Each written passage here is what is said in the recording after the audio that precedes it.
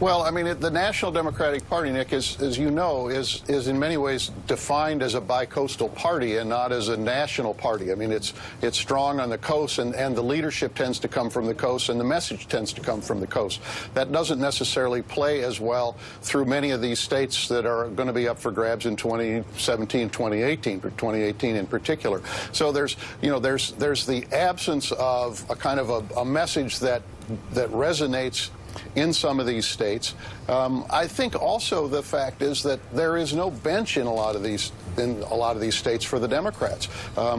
They've been wiped out in the state legislatures. They've been wiped out in many statewide races in some of these states, and so they struggle to find an attractive candidate who they can put up for a statewide race like the governor's race. So, I mean, one thing plays on the other, and over the last 8 years, it has been a wipeout. Now, partly that's been because there have just been two terrible midterm elections in 2010 and 2014, and most of the gubernatorial races are in those midterm years. So, if you look back 8 years ago, the Democrats actually had a majority of the governorships, but under President Obama, they got wiped out, and the absence of a bench makes it all the more difficult to find the right kind of candidates who can win in those states. Hey, Steve Ratner, I want to put up the numbers again. Guys, can you put up the numbers of 2010 and 2014? They were two just massive Republican years, and you combine those, 76 House seats. Democrats lost 76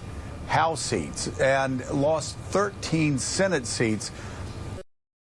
As we've been saying, Steve Ratner, also, the governorships are at an all-time low, tied with 1922. Dan's exactly right.